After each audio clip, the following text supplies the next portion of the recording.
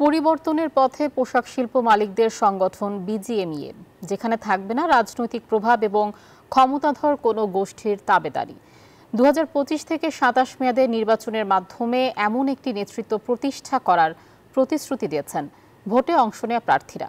তারা জানান, টেকসই ও প্রতিযোগিতামূলক গড়ে তুলতে এসএমই ও নন বন্ডেড শিল্প খাতকে প্রয়োজনীয় সহায়তা প্রদান, রুগ্ন শিল্পের জন্য এক্সিট পলিসি প্রণয়ন এবং এলডিসি উত্তরণ ও বৈশ্বিক ট্যারিফ যুদ্ধ মোকাবিলায় সরকারের সঙ্গে ঘনিষ্ঠভাবে কাজ করা হবে।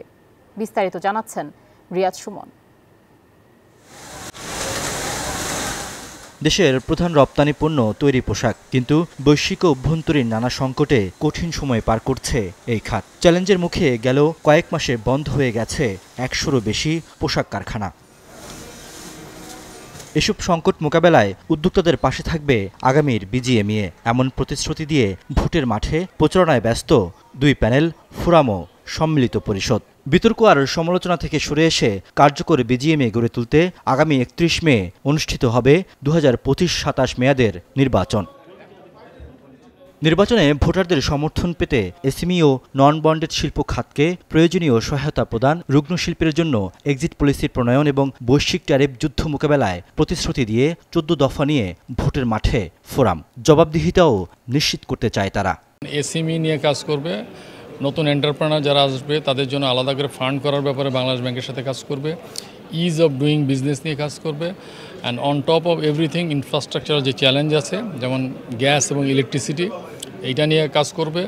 এক্সটার্নাল যে চ্যালেঞ্জ আছে, ট্যারিফ ইস্যু, তারপরে আপনার এলডিসি গ্র্যাজুয়েশন বা কারোর সাথে কোনো দেশের সাথে এফটিএ করা যায় কিনা, এই অনেক বিষয় নিয়ে আমরা কাজ করব। প্রতিনিধি হিসাবে এখন ইলেকশন করতেছি, আমাদেরও আমাদের কাজের হিসাব যেন মেম্বাররা নেয়, সেই অ্যাকাউন্টেবিলিটি তৈরি করতে চাই। ফোরামের এইবারকার প্রচেষ্টা থাকবে যে সমস্ত ধরনের ফ্যাক্টরিগুলোকে, তাদের সমস্যাগুলোকে সামনে এনে এই সুবিধাগুলো, এই সমস্যাগুলোকে কিভাবে আমরা আসলে কেটার করতে পারি। অন্যদিকে 15 বার বিজিএমইর নেতৃত্বে থাকা সম্মিলিত পরিষদও ঘোষণা করেছে 12 দফার ইশতেহার, যেখানে এলডিসি উত্তরণের পর শিল্পের টিকে থাকার পদক্ষেপ, গ্রিন ফান্ডিং ডেস্ক গঠন, সুদের হার 1 অঙ্কে আনার দাবিতে নীতিগত তদবির করবে এই পরিষদ। ইউডি আনা থেকে শুরু করে, সেটা আইআরসি 1 বছরের লাইসেন্সকে 5 বছর করা থেকে শুরু করে, সেটা নিটের ওয়েস্টেজ যেটা আগে 16% ছিল সেটা 29-32% করা থেকে শুরু করে, সবগুলোই কিন্তু যখনই সম্মিলিত পরিষদ ম্যান্ডেট পেয়েছে তখনই ভোটারদের সাথে তাদের মেম্বারদের ঘরে ঘরে কাজ করেছে। সুতরাং আমি মনে করি যে ভোটাররা এটা জানে যে আমাদের এখানে আমরা যে প্যানেলে যাদেরকে ক্যান্ডিডেট করেছি এবার, তাদের মধ্যে পরীক্ষিত যারা আগামী এলডিসি গ্র্যাজুয়েশন নিয়ে কাজ করতে হবে। এই বিজিএমই ভবন বলেন, কাস্টম থেকে ইউডি নিয়ে আসা বলেন, ব্যাংকের সিঙ্গেল ডিজিটে নামায় আনা আমাদের সুদের হার, এবং এই সহ পোর্ট সহ শিপিং লাইন, বিভিন্ন ধরনের যে উন্নয়ন আমাদের আছে, সেই উন্নয়নগুলো কিন্তু সম্মিলিত হাত ধরে হয়েছে।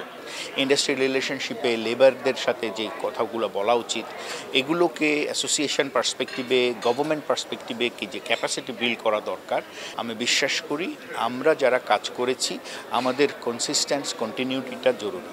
নতুন নতুন উদ্ভাবনী শক্তি এবং নীতি পরিকল্পনায় যুক্ত হচ্ছে তরুণ উদ্যোক্তারা। বৈশ্বিক বাণিজ্য প্রতিযোগিতায় টিকে থাকতে নেতৃত্বে আনা হচ্ছে তরুণদেরও। বড় এই দুই প্যানেলে তাই আছে বেশ কিছু তরুণ ও নতুন মুখ। বিভিন্ন ফ্যাক্টরিগুলো অনেক রকমের কমপ্লায়েন্স অডিটসে ফেস করে এবং সেই কারণে সময়, পরিশ্রম এবং খরচ তিনটি প্রচণ্ড বেড়ে যায়। সেটাকে আমরা একটা স্ট্যান্ডার্ডাইজড অডিটের মাধ্যমে কমপ্লিট করতে চাই। এক্সপোর্ট কম্পিটিটিভনেস আর পলিসিগত যত চেঞ্জেস হচ্ছে, যেগুলো যাতে আমাদের মেম্বাররা খুব ক্লিয়ারলি জানতে পারে এবং ওই রিলেটেড তারা অ্যাকশন নিতে পারে এবং ওই জায়গাটাতে যাতে আমরা তাদেরকে সাপোর্ট দিতে পারি। কারণ আমরা যদি পলিসি ওয়াইজ সাপোর্টটা এবং যে রেগুলেটরি চেঞ্জেসগুলো আসতেছে ওই সবগুলো অ্যাবজর্ভ করতে পারি, তাহলে মেম্বাররা সার্ভাইভ করতে পারবে। আমাদের একটা ডিরেকশন থাকবে ইয়াংদের, স্পেশালি যে নিউ মার্কেট এক্সপ্লোরেশন, এখানে টেকনোলজি ইমপ্লিমেন্ট করার অনেক সুযোগ, যেটা নিয়ে আমরা অনেক স্টাডি করে আসতেছি, অ্যান্ড উই ফিল আমাদের সেক্টরটাকে আমরা আরও অন্য লেভেলে এগিয়ে নিয়ে যেতে পারবো।